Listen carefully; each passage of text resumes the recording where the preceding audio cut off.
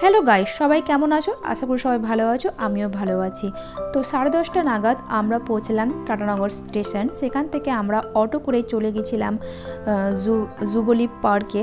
Jubilee পার্কে আমি কি করেছি না করেছি সেটি আমি তোমাদেরকে পার্ট 1-এ দেখিয়েছিলাম, আর আজকে আমি দেখাবো পার্ট 2, টাটানগর পার্ট 2। এটি থাকবে সম্পূর্ণটাই জু নিয়ে। তো যাই হোক, আমি তাও তোমাদের সামনে জুবলি পার্কের কিছু অংশ তুলে ধরলাম। তো আমরা না এই সরোবরের দিক দিয়ে জুয়ে গেছিলাম। জু যাওয়ার আসান রাস্তা হচ্ছে রোড, বাই রোড তোমরা জু খুব সহজেই পৌঁছে যাবে, কিন্তু আমরা যেহেতু এদিক দিয়ে গেছিলাম তাই আমাদেরকে 2 কিলোমিটার মতো হাঁটতে হয়েছিল। গাইস, হাঁটতে হাঁটতে আমাদের পায়ে লেগে গেছে। জু যাওয়ার জন্য হেঁটে হেঁটে যেতে হবে, আর কোনো রাস্তা নাই। 2 কিলোমিটার আমাদেরকে হেঁটে হেঁটে যেতে হচ্ছে জু দেখতে যাওয়ার জন্য। আর আমার ছেলে তো মস্তি করে ও হেঁটে যাচ্ছে, কিন্তু আমাদের হালাত খারাপ। চলো দেখি, সাথে থাকো। আমরা পৌঁছালাম জুয়ে। ফাইনালি আমরা পৌঁছালাম, এখন আমাদের টিকিট কাটার পালা।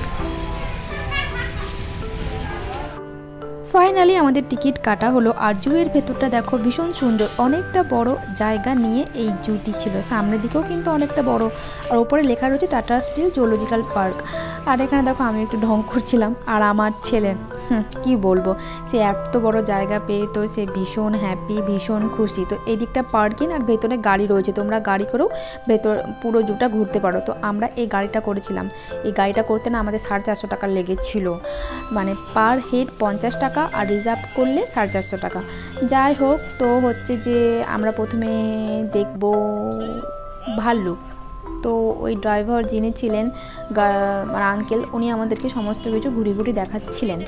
তো যাই হোক, এখানে দেখো ডিয়ার, এখানে না ডিয়ারই বেশি রয়েছে, তেমন বেশ অ্যানিম্যাল ছিল না, ছিল কিন্তু এখন সব বন্ধ, সমস্ত কাজ চলছে। ক্রোকোডাইল ছিল, কাজ চলছে, হায়না ছিল, কাজ চলছে।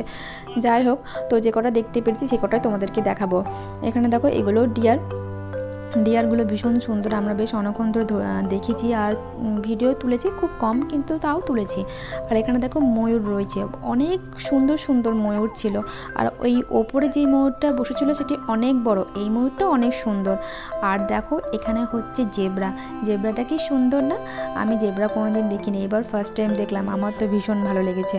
তারপর এখানে দেখো সাদা হরিণগুলো অনেক সুন্দর। হরিণ দেখতে ভীষণ ভালো লাগে, শান্ত শিষ্ট প্রাণী একটা, আমার তো খুব ভালো লাগে। আর এখানে ছিল সমস্ত রকম মাংকি, বানর, 3-4 রকমের মাংকি ছিল। আর আমার ছেলে তো ভীষণ ভালোবাসে মাংকি, ও বলছে আমরা মাংকি। যাই হোক, উনি মাংকি যা কাম উনি সেটি করছেন। আর এখানে সজারু ছিল, আর তার এরা ভেতরে ছিল, কি জানি কী ছিল এখানে, ওরা ভেতরে ছিল, লেখা রয়েছে কিন্তু আমি ভুলে গেছি, আমার মনে নেই। আর এই মাংকিটা দেখো হেঁটে হেঁটে বেড়াচ্ছে।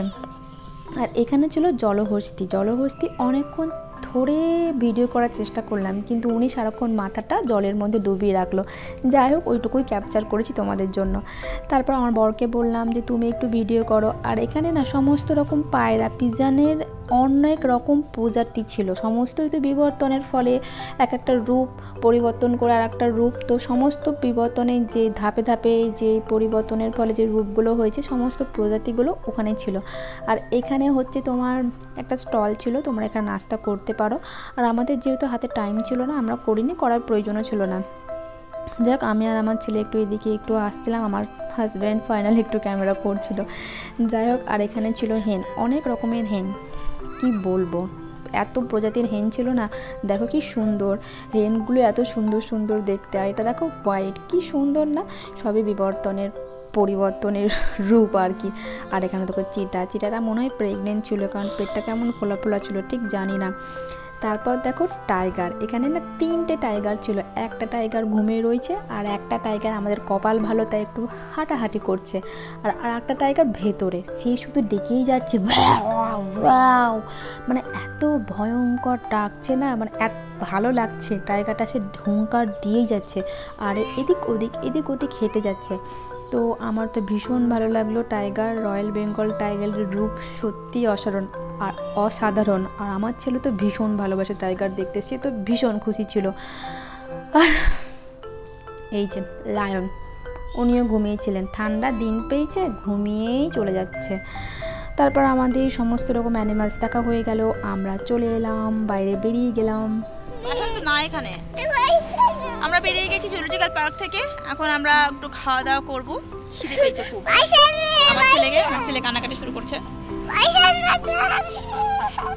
আচ্ছা আচ্ছা আচ্ছা আচ্ছা আচ্ছা। জুয়ে আমাদের 2:30 মতো বেজে গেছিলো, ভীষণ খিদে পেয়েছিল, টিপটিপ বৃষ্টি পড়ছিল। এখানে না খুব সুন্দর পাহাড় আছে, যেটি মেঘলা ওয়েদারের জন্য আমি ক্যাপচার করতে পারিনি।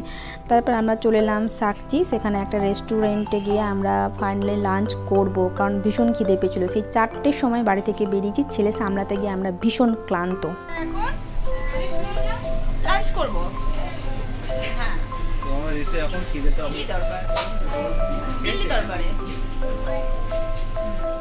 আমরা মাটন বিরিয়ানি অর্ডার করেছিলাম, রায়তা ছিল, স্যালাড ছিল। আমার ছেলের জন্য বিরিয়ানি অর্ডার করলাম, কারণ ও একটু বিরিয়ানিটা খায়, কিন্তু ঝালের জন্য খেতে পারেনি। আবার সেই ভাত চেয়ে ছেলেকে খাওয়ালাম। তো আমরা এখন স্টেশনে চলে এসেছি।